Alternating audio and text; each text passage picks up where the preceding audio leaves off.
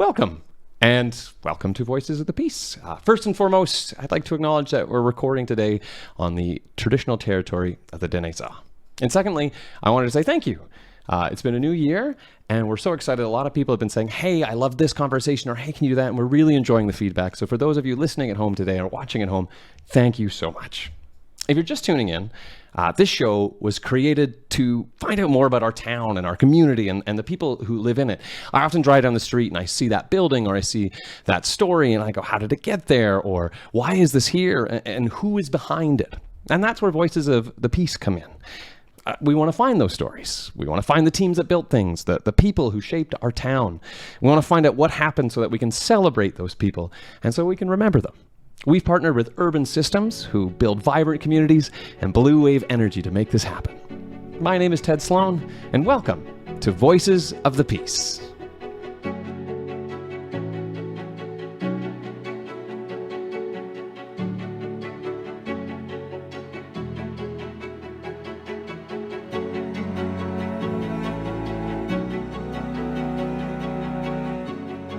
My next guest is quite special, and for numerous reasons.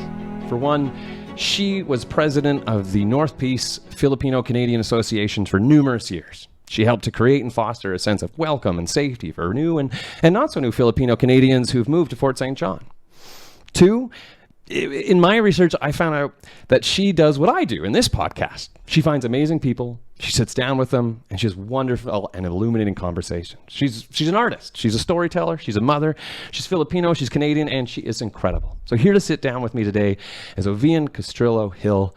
Hello, and how are you today? Hi, Ted. Thanks for having me. I'm good. How about you? You know, I'm excited because I know how exciting it is for me to talk to people. And so I was like, I get to ask someone who asks questions. So this is great. We're going to start with the very first question that I have. Okay. So I was going to ask you right off the top and go, hey, what is the North Peace Filipino Canadian Association? And then I was like, okay, I'm going to try and figure out what it is, ask you if I was even close, and then get you to say it in your words. So the first thing is I was doing some research, and I think, if I was right, it's an organization. It gives local Filipino people a place to connect, to talk, to celebrate. Mm-hmm. It helps new Filipino residents, give them new information about the town, connections, more. And it also helps to celebrate Filipino culture on the peace. That, I basically think I stole that from your website and your Facebook. So I was wondering, that's what I read, but it probably means a little bit more, and you know more about it. So I was wondering if you could talk about the North Peace Filcan Association. Yeah, well, thanks for this opportunity to talk about NP Filcan. It's a very special organization for me and in my heart, because when I first came in 2009, I actually came as a tourist, and I was seeking for people who came from my same background. And it was the NP Filcan, who was, I think, about 2 years old at that time, that took me in and nurtured me, and pretty much they were the first people I ever knew in Fort St. John. So, and actually at the time I was just visiting my now husband, and I mean, I wouldn't say it was a deal breaker, but it was definitely an important aspect in my decision making of coming to Fort St. John and moving to Canada altogether, that there were people like them. And I was thinking, if they can move here and live here, from the tropics, and they're happy being here, maybe this is something for me as well. So it's important in that sense. But also I'd like to add, other than the things that you've mentioned, and you are correct, right now, Filcan is, we just celebrate our 15th year. In 2022, because we were established in 2007. But also, we've become the conduit of other or organizations or entities. So like, for instance, we partner with the Philippine Consulate in Vancouver, and we actually bring the outreach program here in Fort St. John. So what that means is, instead of, say, the foreign workers or the permanent residents who are still Philippine passport holders, or the students, instead of them having to fly to Vancouver or Calgary to get their passports renewed or get their documents, the consulate themselves come up. They have a team that comes up, and they do the passporting here. What this means for us, though, locally, is other than we're saving the money and keeping it in the region, because if you estimate, for instance, each individual spending $500 to go down there and be billeted and whatnot, we're keeping the money in town. And not only that, we actually have people from nearby places who come to Fort St. John for the passporting. Like as far away rather, as Saskatchewan, we've had some Filipino Canadians coming to Fort St. John to get the service done. So I'm very proud that Filcan is a part of that. So because of our partnerships, not just by ourselves rather, but because of our partnerships with other entities, we're able to do more, serve more, and not just, and inadvertently help the economy even of Fort St. John. So these are all wonderful things, I think. Yeah. Well, that's a really big thing. I mean, that would be a big stress to have to say, okay, I got a plan to go to Vancouver. I got to take time out of my life. I have to work. I have this. Right. That's an amazing thing. Was that a lot? And you might not know, but do you know how, like that? Was that hard to organize to come up here? Or? Well, I mean, the Philippine consulate, they really do outreach programs in various parts of BC. And I think at that time, the Philippine consulate Vancouver also was doing Alberta and the Yukon. But now they're concentrating on the Yukon and BC, because Calgary now has their own consulate. But that being said, they've been doing it with other partners as well in other places. But when they started doing it here in Fort St. John, Filcan has always been one of those partners with them, if not the only partner with them. In the past years, it's only been us. And obviously, this is all volunteer work, mind you. So it's our way too, the locals giving back to our the people who are here in Fort St. John and the nearby areas. So we've been doing it for a number of years now. So if you're asking about challenges and difficulties, not much. I mean, we're pretty good at it, I guess. So yeah, we've been doing it for quite a bit. Yeah. Okay, so that kind of goes, because one of the questions I've got to go to some of the things and learn a bit at some of the Filipino Association, and something that I've noticed is I want to say the joy, the volume, and just the life that you guys have, and that's something amazing. And my question is that just the heart of the organization? Do you have to choose that and be like, hey guys, we're going to make sure it's cold, we're going to make sure we're happy? Like the people in the organization, you walk in and you feel like you're part of the family, which is an incredible thing. How did that come to be? Well, I mean, I have to say though, this is more cultural than it is just unique to NP Filcan. I think culturally Filipinos are very hospitable. We like to party. That's one thing. We like karaoke. We like to eat. When we have, say, dinner parties or birthday parties, it's always a feast. I mean, I have to, even in my home setting, my husband, when my son would have a birthday, I would have all sorts of things. And he would wonder about, there's too much food. And, I just say, no, that's just the way it's supposed to be. And then so what I would do is I would show him pictures from on Facebook of what my friends are putting out in their tables. And then he understands that it is, in fact, a cultural thing. And it's, we're very welcoming, I think. And I think this is one of the things that now we're sharing and spreading. Like, for instance, how we do our floats. Yes. Well, we've been participating in the Canada Day parade floats here in Fort St. John for a number of years, and I'm proud to say we've we've won first place a number of years. First, second, usually we're in that range. But the thing is that they're usually very festive, very colorful, and as you said, it's like we're bringing our culture and the tropics, the colors that are vibrant where we come from. We're bringing it into Fort St. John. So not only is it an opportunity for us to share our colors and our culture, but it's an opportunity for us to get together. Like the float itself, that's an entity of its own. That's amazing. I was supposed to say, thank you. But like, I mean, what I'm getting at is a week, let's say the week or the 2 weeks that we're preparing for the float, that for me is even more impressive than the float itself, because what happens is, people really come together, maybe because like I said, we're festive and we like to, we like things with shebang, when it comes to things like a float. So, the people who might not normally volunteer, they'll volunteer to work on the float, so yeah, it's like a mouthpiece or a representation of us, and everybody acknowledges that. Like when Canada Day comes, as Filipinos, we see ourselves, we celebrate the float, and we want to be seen and see, like how we are, that we're here in town, and we want to be seen as that community that's happy and vibrant. Yeah. And that's really neat. Just thinking in the importance too of people watching and going, I recognize me, or I see, and especially new people going, oh, or from and going, someone is like me, it's here, look at this, is amazing, I want to be a part of that. Yeah. So, Yeah. And it also sounds like when you're talking about the float, you're right, the end product is this amazing float, and that week or two or however long it takes, that sounds like a neat community experience to itself, where people are getting to work and build memories and things there. It sounds amazing. Yeah. Well, that's taking from a phrase in Filipino called bayanihan. It's a word, rather. Basically, what it is in the olden times, and people used to have like huts, and they would move their houses. Literally, they would move the hut. What they call bayanihan means like when everybody in town comes together to lift the hut and move it to a new location. Like if it's from, like 200 meters from the old place or whatever, physically they lift the thing. And so that is the concept of bayanihan, and that basically means coming together for a common goal. So that's also what we call our Facebook page. It's North Peace, like it's a bayanihan, because we're coming together for the common goal. Yeah. Neat. Is that when I was looking at it, I was like, I wonder, I'm going to ask her about what that means. That's such a cool thing. Yeah. Okay, well, so speaking of coming together and people and wonderful things, I was wondering, you said the organization in 2007, so celebrating 15 years.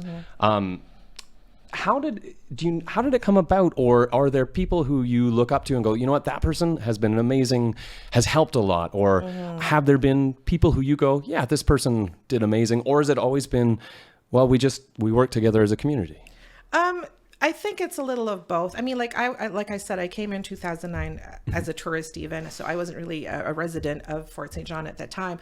But the president at that time was June Salinas, Bernardo Salinas, and prior to that, there was another group of Filipinos who established NP Filcan. But even then, I mean, the Filipino community, like one of the features that that I featured in my documentary was Mama Tess Pagatpatan, who we acknowledge as the first Filipino here in town, and she came in 1967. So informally, with her coming and her family coming, the Pagdilaos, the Pagatpatans, and then the next generation of people who came in the 70s, they themselves had that community spirit and bayanihan amongst themselves, although informally maybe at that time.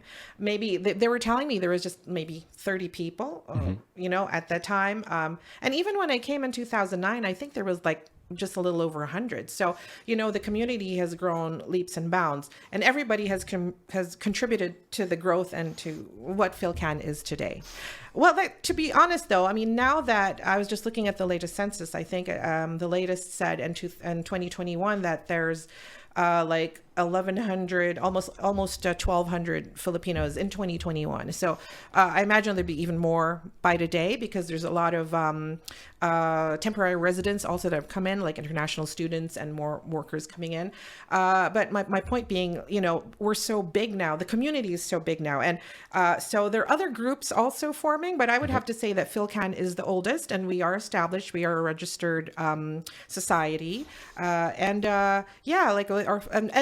I just also discovered that we are the oldest in Filipino Canadian Association in the Peace region altogether, because there's our friends in Dawson Creek, the Kalipi. I think they're 2 years younger than us. So, but we work very well with everyone, and not everyone now is a member of Filcan necessarily, but what we do is beyond our membership, because the way we see things is we want to inform of our culture, and obviously everybody benefits from that. Yeah.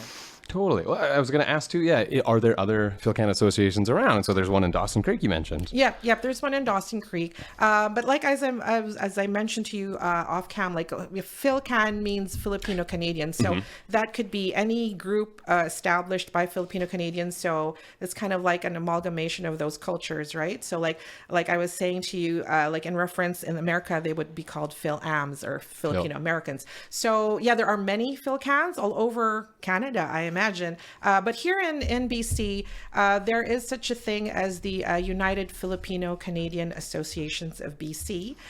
So, like if you're talking of an umbrella, they're an umbrella, and we're actually part of that umbrella. Where they're affiliate here in the north. Okay. So, if there's something more to do, say, with legislation that involves, let's say, all Filipino Canadians or something that they like to move, or maybe if there's like a cultural center they want to get built or whatever. So anything of that nature on the provincial level, we have a voice as well because we're part of that kind of umbrella group. Yeah. There's a couple of things I really liked that you were mentioning. I like all of it, but it's really neat because I didn't realize. So 1963 is when you're saying 67. 67. Okay. Oh, that's no. You have a better memory than I. That's because something I'm really loving. You're talking a lot about too. Is okay. You've got this beautiful culture, the Filipino culture, and you are also got Fort St. John culture, and how you. It's a really great gift because you're saying, hey, we want to celebrate with you. We want to celebrate our culture. We want to celebrate your culture. It sounds incredibly inclusive, and it sounds, it sounds great. Sorry, I cut you off there. I think what we're trying to do at Filcan is to create those opportunities if they don't exist. Like, for instance, a few years ago in 2019, I also with NP Filcan, I established, with the arts gallery here, the Peace River North Gallery, I went in there and asked if we can book some time for initially I was asking for myself, but then I figured it's good to have an opportunity for other Filipino creatives to have a show. So that's why I established the SITU art show that we started in 2019, and it's an annual art show.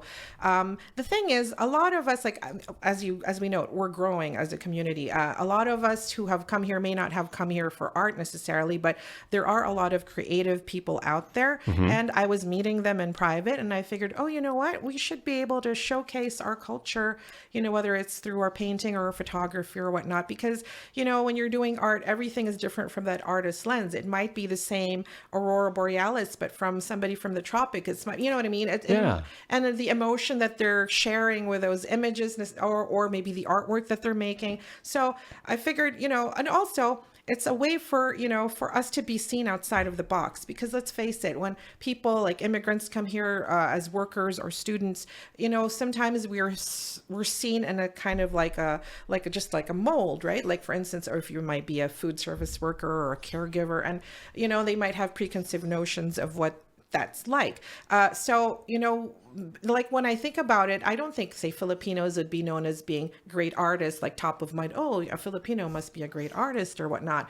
But we want to show the full gamut of what we're capable of doing. So, like with Filcan, we did establish that an art show. So that's what I'm getting at. We're trying to create opportunities, not just for us to be seen, but for us to meet like-minded people, because by doing so, like now the creatives, they have the market, and then they're meeting other people who are also into the art. So and we hope to duplicate that in many other realms, because right now, so we have arts, and we do have a bit of a sports program that we also have at Filcan, and hopefully eventually, because the group is growing, I mean the community, not just Filcan, but the Filipino community is growing, so maybe even like for businesses to be in touch, and there are a lot of professionals now also.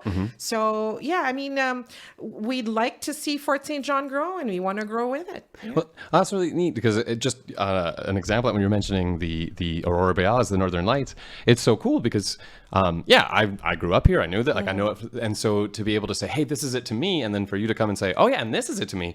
That's such a neat thing where we get to have a conversation, and we get to build our community with lots of different views. And as immigrants, and I think many immigrants will be able to relate, inevitably there will be that part of us that we're bringing into Canada because we didn't grow up here. Like I'm a first, I was born in the Philippines. I came here in my 30s. So, so I'm bringing all that and everything else that I've experienced to Fort St. John. But also, now that I lived here, and I've lived here for 10 years, over 10 years. So, like now there's the Canadian part of me that Filipinos won't be able to relate. You know what I mean? Because now literally we have a mixed culture now, because if I speak of things even from my lens, living in Canada, living in Fort St. John, a regular Filipino might not be able to understand that. And that's only something I'll have common with other people like me here in town, right? So that's probably why, like when you have a group like NP Filcan and we get each other because because we're experiencing the same things. Sometimes it's good things, sometimes it's bad things. Like I know for the first immigrants that came to Fort St. John, one of their biggest challenges was food, because they couldn't buy Filipino ingredients in town. Not like today that the aisles might have like a Filipino section, or there also are Filipino stores in town, Asian stores in town.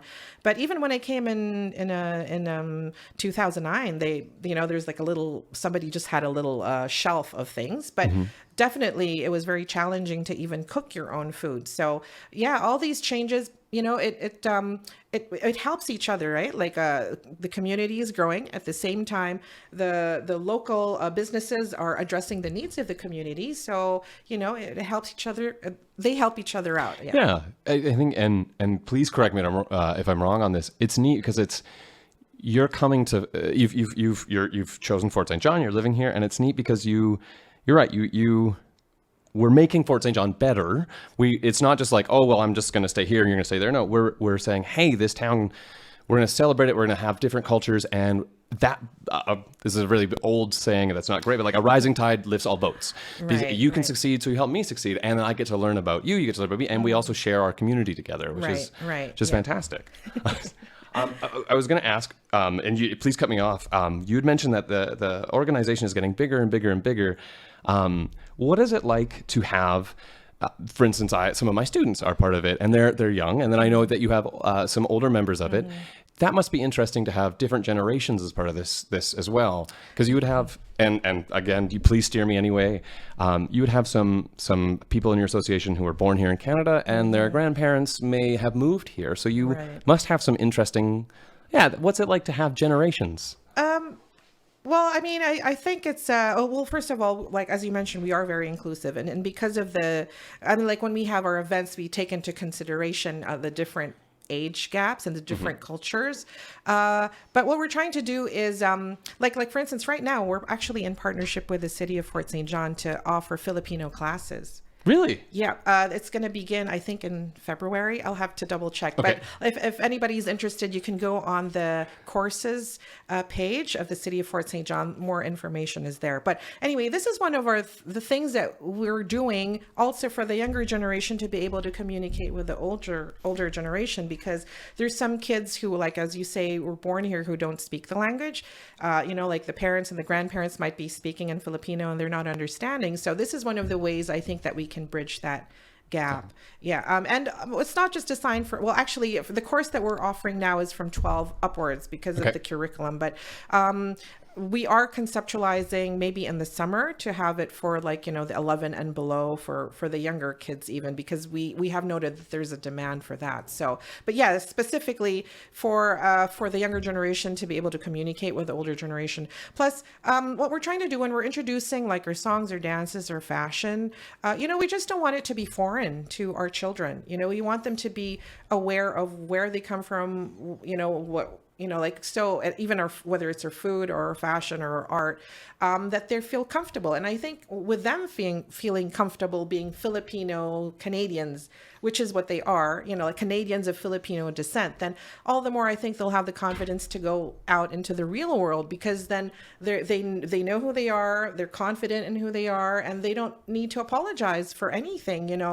They can live in their truth. So this is kind of like what we like to happen. So whether they're young or they're old, we'd like for everybody to live their truths as Filipino Canadians here in Fort St. John. That's really, and especially, they get to be who they are. That is a fantastic thing. Speaking of people being who they are, I'm going to touch upon some of your projects as well, because you did some amazing things. I mean, I've been walking around town and I noticed you have some beautiful art, like in Centennial Park, you have that beautiful obelisk. And then you also have this project, the SITU Thriving in Our New Bayan, where you worked with Tell a Story Hive, I believe, Right. and you went out and you interviewed some amazing people. I was wondering, what was it like to do that? If you could tell us a little bit about that series and then what it was like to do that series. Right. Yeah. Tell a Story Hive. That was, they have many different kinds of programs that they offer. This one was for Voices One. So it's the first Voices grant to make a documentary. Okay. And this is open, I believe, for BC and Alberta. And basically, I just saw it on Facebook and I applied. I don't really have a background in film. It was my intent in university to get into documentary filmmaking in general, but my dad didn't approve of that, and he didn't think it was it was like a viable profession where I came from. So I shifted to journalism. Okay. But I didn't finish in journalism because all my classmates had better grades in English than I did. So I figured, I might be in the wrong place. So I ended up with a degree in interior design, which is not so bad considering that I love design and art as well. Okay. But anyway, so I just I just winged it and I just applied and I just, why not, right? So, and fortunately I was selected, and my pitch really was to interview individuals here in town and tell us their stories of how they came to Fort St. John and how they've become Canadians. And I thought this was interesting, even from when I came and I was a homemaker and I was talking to people. Initially, I was thinking of writing a book about the same topic, but since this opportunity came to be, then I decided, this might even be better because, it's a visual medium. And the reason behind it, or the concept, is everybody has their story of coming here, their origin story, if you may. And a lot of the Filipino Canadians came in different times, different decades even, different experiences, and different immigration waves. So it was interesting to me anyway to find out what the commonalities were, what the challenges were.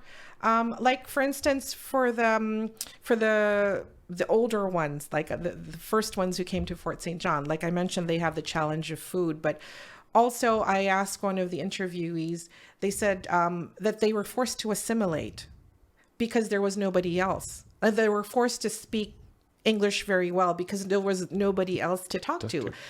Now, that versus, say, if you're immigrating today to Fort St. John, there are over 1,000 of us here now. So you don't face the same challenges because, it's not for us to judge whether that's good or bad necessarily. I'm just saying it's different. So when I interview the individuals, all these differences came to fore. And I have a better appreciation now of the generation that has come before and kind of prepped things for the new generation of Canadians that are coming.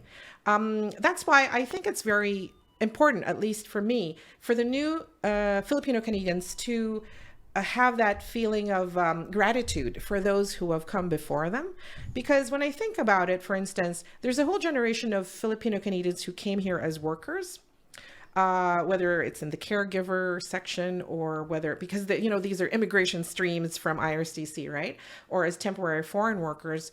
Because the thing is, I figured, who would hire a Filipino if they didn't know a Filipino who was a good employee? Mm-hmm. So my point being that the ones who came before them must have been hardworking and sterling individuals and employees for them to even consider hiring Filipinos from the Philippines or from wherever it is that they come from.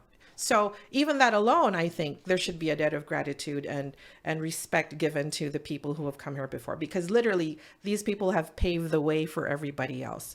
Like now there's many of us, if there's a cultural show, for instance, maybe we can pull 4, 5, 6 people to do dances. Back in the day, it's just that one person, who did the dance solo. And that's not easy to do as well. You're being different, now you're not so different. But then again, that's what we're fighting for us to be recognized and accepted in Fort St. John, that we are not different, that you see so much of our work, you see so much of our art, you see so much of our food, that when you see us, you don't think of us or any different from anybody else because you've experienced us, you've seen us, you've eaten our food, you've danced our dances. So that's the goal, I think. That's the end game, that us being here is natural.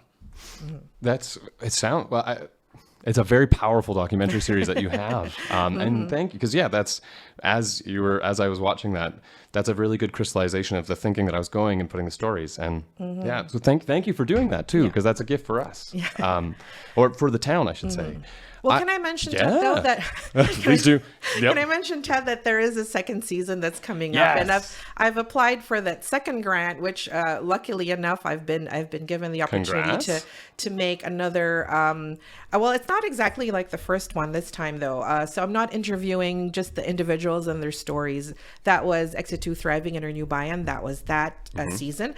What I'm doing now is called SITU Interactions. Basically, I have topics such as sports, art and interiors, food, fashion, and I'm interviewing people and have excerpts and segments on how people are expressing themselves and Filipino culture here in Fort St. John. So like I might be interviewing some of our chefs here, or maybe feature the sports league that that the Filipinos have, the Pinoy Sports League. And like I say, we are all volunteers doing this stuff. That's amazing. Yeah, and I'm not responsible for all this. I mean, there are other people in our team who maybe specialize in one thing or another. But yeah, we come together, and these will be featured in my second season. Okay, so 2 questions on that, and you can pick which one you'd like. So my first question was going to be, how did you pick your interviewers for the first season? And the second question is how did you pull your team together? Because you're right, this is off camera right now. Is I have a team working for me. It's a team of 1. You probably have a much bigger team. But yeah. So let's start on the first question. Is how did you go about saying, I'd really like to interview this person? Was it organic? Did you have ideas? Did people come up in conversation? How did that happen? When I initially conceptualized this, even as possibly a book back then, I already had some people in mind. And this was because, just in conversation, I know somebody, and then they tell me their story, and I'm like, oh yeah, that's interesting. And when I get the opportunity, I'd like to tell that story, or because, I've known some people who are members of Filcan from years ago, and I'm aware of that situation, and I want to highlight that and the challenges of that situation, kind of thing. And I really tried to run the gamut, because I have some stories from the older generation. I have stories from somebody we know, Elijah Cruz, who is a very talented singer and performer. So she was one of those I interviewed as well, because she came to Canada as a child. So I want also to feature somebody of that circumstance. A lot of us come here as grown-ups, but she actually came, I think, when she was 10. So her experience is very different from everybody else. And then I have people who came in the 1970s who was telling me that, back in the day, the Canadian embassy would just post in Manila Bulletin some sort of ad like, oh, Canada wanted, and then they just apply at the embassy itself. These things are unheard of now. You can't do that. And back in the day, in the 60s, apparently, you can even bring your siblings, which I didn't know you could. No. Because I think now in immigration, you can only bring your immediate family, like your children or your spouse. But back in the day, you could bring your nieces and your nephews, this kind of thing. I think up until 1973. But anyway, there's so many things that I learned. I chose based on being able to tell the whole story. I tried to get somebody from every decade, because they're all different immigration streams. There was some people who I interviewed, I wanted to focus on the fact that they had come from another foreign country before coming to Canada. Like one of my interviewees, Roy, he had come from Saudi Arabia, and he was a licensed physical therapist in the Philippines and in Saudi Arabia. But when he came to Fort St. John as a caregiver, he couldn't practice his profession because of the different licenses that were required. So I think he was finally able to transition and get all his licenses in 2017, which is great. But, it did take him I think 10 or 12 years before that happened. So, these are the kinds of challenges that I wanted to highlight. Maybe there's a bit of systematic stuff. Maybe there's a bit of, bad luck or whatnot. But, I just wanted to show the different ways that people have been able to come here and the challenges that they faced. There's one lady who I interviewed who worked as domestic in Hong Kong. I wanted to highlight in her, this is Edna, I wanted to highlight in her episode the challenges of her being a single mom and actually not living in the same country as her child for 14 years. While she was working as a domestic in Hong Kong, and by the time she came to Canada, it took her 14 years to live in the same country as her child. This is what I'm trying to get at. I also want to show, when people are here, they're not just here. They went through all sorts of things to get here. And I think some of us also need to appreciate them, because they want to be Canadian and they're here and they worked hard to be Canadians. They're taxpayers like everybody else. But now I'm saying this, as a happy story because, her child is, well, she's grown up now, but yeah, her daughter has been able to join her here in Canada. And that's why she's very grateful to Canada, because she said in Hong Kong, they couldn't be residents in Hong Kong. They couldn't be citizens of Hong Kong. But she said, I'm so grateful to Canada because it's the only country where my child and I can be a family. So I thought that was just beautiful. And that's kudos to Canada and the kind of opportunities that are given for people like them, like us. And I'm sure that's mirrored in many other cultures, not just with Filipinos, but there are opportunities given to good people, good hardworking people to come to Canada. So, those are the reasons why I chose them, because they had, I think, significant stories to tell. Just like listening to this, did you cry filming some of these things? Because that story alone, that's heartbreaking. I mean, I knew the story from before, but when she's narrating it, I can't help but get emotional. I'm feeling emotional right now just thinking about it. Yeah. Yeah, but I mean, it's a happy ending story. And I mean, the thing with Edna, she's actually, she has a business now and, she's running her own business. She's doing very well. So, and it's, this is the thing too. At the end of the episode, I asked them if they have messages for Canada and for the Canadians, and they're all very positive, mostly of gratitude. So I also wish the locals and, the Canadians to know that we are grateful to be here. So this is one way of sharing those stories and letting people know that we take nothing for granted. Well, there's a Richard Regamies he's a Canadian author, and he has this great sentence that says, all we are is stories. And so hearing you, it sounds really wonderful because we walk by each other on the street, we see each other, and you took the time to say, I know a bit about you, but I want to sit and hear your story. And that that is I've used this word a lot this interview, but it's a neat gift to get to know the people in our community, and your series is very in-depth. Where can people watch the series, find the series? It's actually on Optic. I don't know what channel. I'm sorry, but but it's also, I think you can search it on YouTube because I have it on YouTube as well. But I think TELUS TELUS Story Hive also has it on their YouTube channel. So yeah. So if I imagine we'll try and post it up as well. But if we Google this, we'll find it too. Well, so. Yeah, I think so. I hope so. You've said a couple of things that I really enjoyed too. You were mentioning like the gratitude for the people who came before, and really literally paving the way for younger generations here of Filipino Canadians. Were there other things that came up again and again, or were like, did you have other takeaways from these interviews, or was one of the big takeaways going, I need to do more, I need to do a second season? I think one of the takeaways really is, well, first of all, the community is evolving. I mean, this is just a snapshot, right? I mean, like there are more people coming in all the time, and they all have different stories. Like, I mean, even for me, out of ignorance, I thought all the Filipinos who came to Fort St. John came from the Philippines. A lot of them didn't. I mean, they may have come from the Middle East or Europe. Like, there's some chefs that were on cruise ships in the Mediterranean who are in town. There's some chefs from Singapore who are in town. So they're bringing not just things from the Philippines, but from their own experiences elsewhere. So imagine the wealth of what they're bringing into our community. And that's just the chefs. I mean, you're talking about many other people. The arts, the culture, the sport, all the other exactly. things. So, so there's many ways and many to delve into the individuals. I don't know if I'll get another. Well, I'm on my second season with Voices, and it's really for emerging and amateur filmmakers. So I don't know up to how many they let me do as an amateur. or before they call me a pro. I don't know. I don't feel like a pro by any means, but like I don't know. But yeah, I'd be interested in telling more stories, if not in this format, a different one. Like if I do end up maybe writing a book someday, then yeah, I'd still like to tell stories. It's whether it's with the art that I do, whether it's with the films that I do. I am a storyteller. Yeah.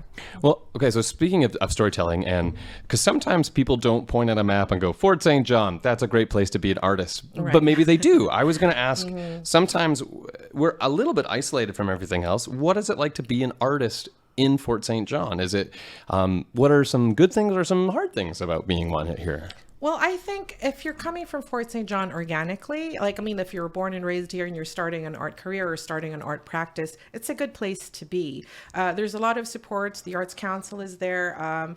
There's a lot of raw material, actually, if you think about it, here in Fort St. John. For somebody like me, though, because I was a practicing sculptor even before I came to Fort St. John, I think you may have alluded to it, but my father was a sculptor in the Philippines, and he was a sculptor for close to 50 years when he passed.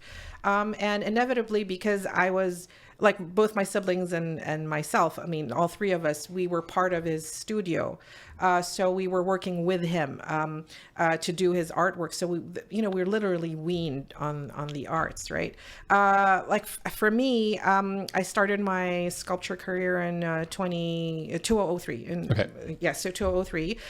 So I've been doing this for 20 years 1 or 2 now. years, yeah. For a long time. So when I came to Fort St. John, I have to be honest, it was quite challenging. Also because the material that I use brass mostly in the Philippines. Okay. So we do a cut and weld method of doing our art.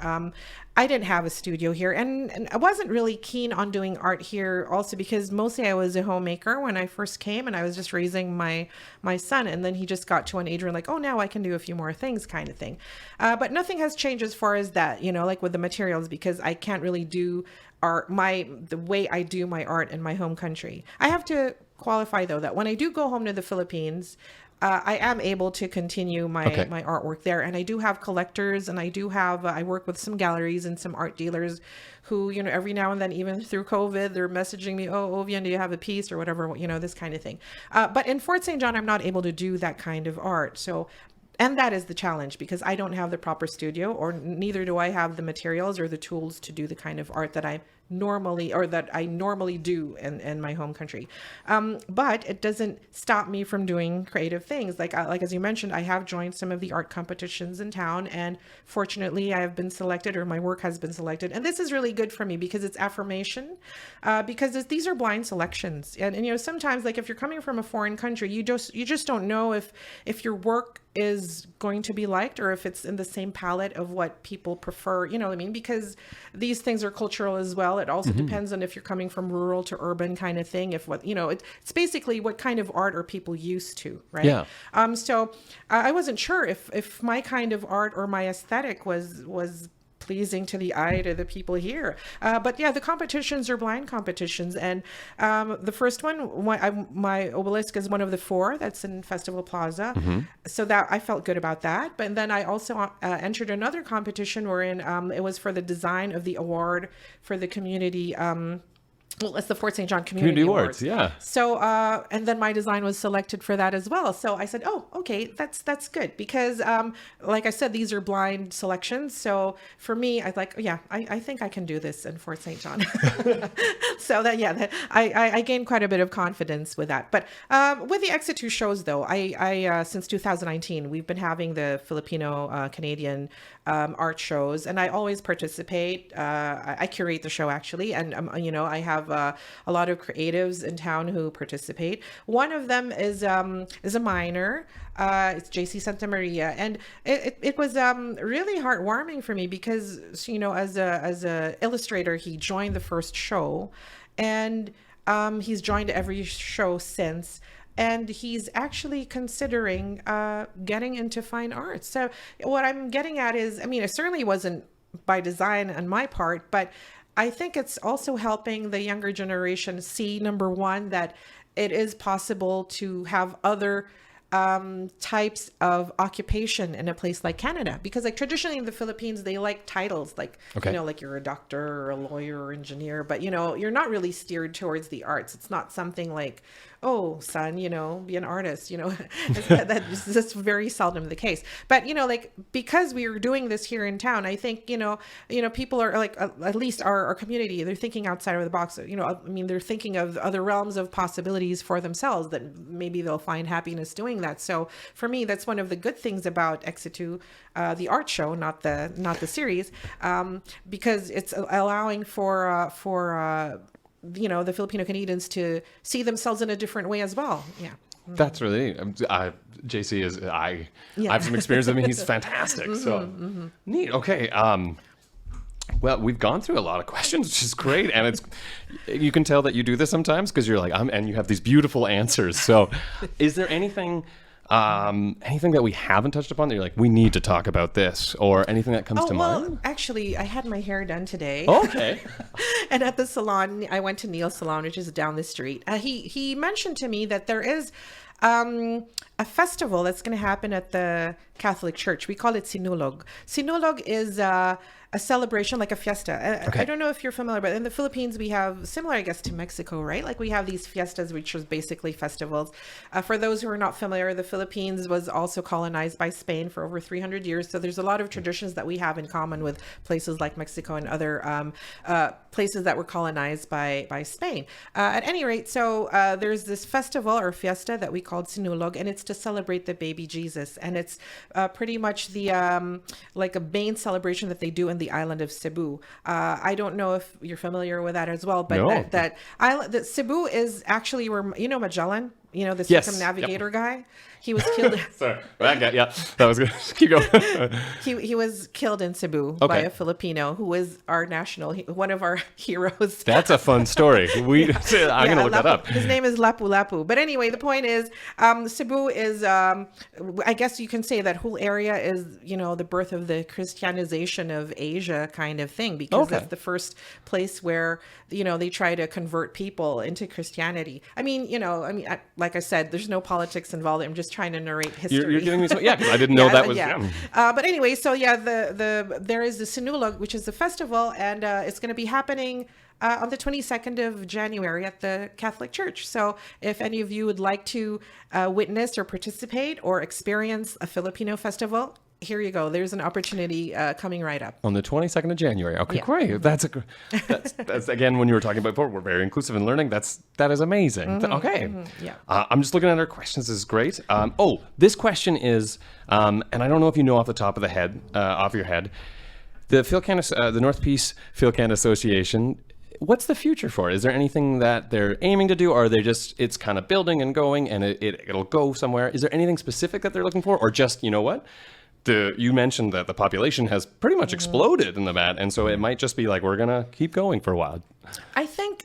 Well, you asked about the challenges earlier, and like as we're growing, it is a challenge for us, to be honest, to be able to serve everybody. That's a lot and of also, people. Yeah, and not only that. I mean, I don't know if you know, but the Philippines is an archipelago, which I think I looked it up before coming. It's 7,640 islands.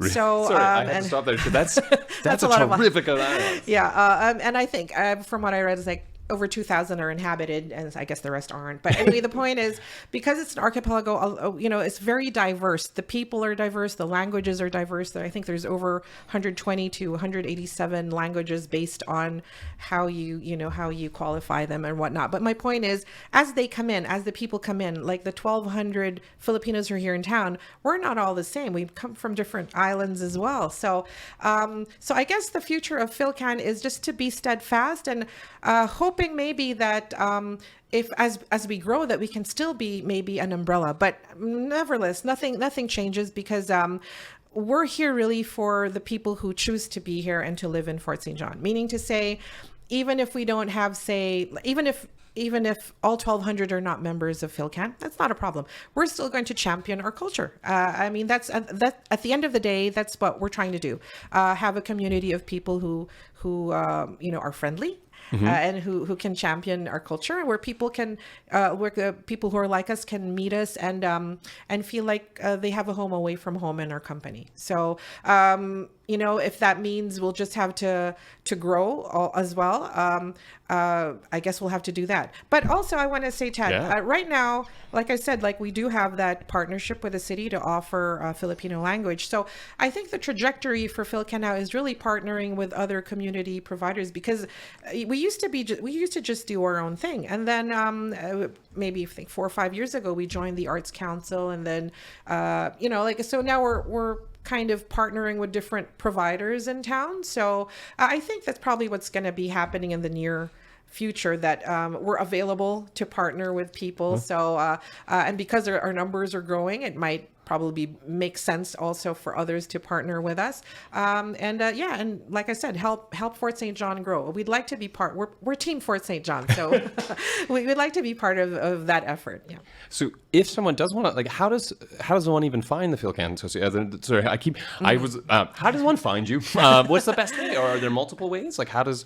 Well, I mean, right now we don't have a physical office. Right now, physically we come together when we have our meetings and gatherings and our events. Like we just had like a big Christmas party in December, and there's like over 150 of us who are there with the kids and stuff like that. But basically, the best way to get in touch with us is through our Facebook page. So it's the NP Filcan Bayanihan Facebook page. We're not, this group basically is a group of Filipinos who are in town and who are living in Fort St. John. We don't really, what I'm trying to get at is, we do screen our membership a little bit. Like we're not, we don't, because we don't like people necessarily trying to sell things to everybody. So yeah, but yeah, it's a little bit of there's a tiny bit of screening just to make sure that you're actually really in town, or if not, you're related to somebody in town, or maybe you're intending to come in town, like you're looking into studying and coming to Fort St. John kind of situation. But it's not, like I said, it's not for everyone in the sense, like, if you're halfway across the globe, and then, so yeah, but that's probably the best way. That's the NP Filcan Bayanihan Facebook page. If you leave us a message there, we'll respond. Yeah, there's I think 10 admins, so one of us will respond for sure.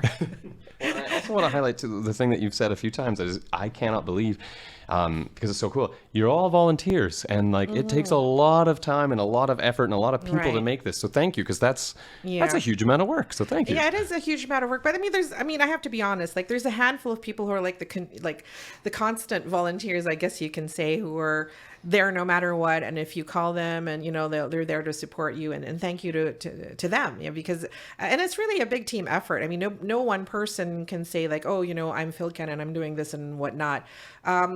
And also on that note, I'd like to say that we're welcome to more volunteers. If there are others of you who are watching and you think you'd like to be a part of this group and you think you have something to contribute, we're here. Message us on our Facebook page, and we'll get back to you. Well, thank you, and thank you for teaching me. I think some of the neatest things is, you're right, is it's just.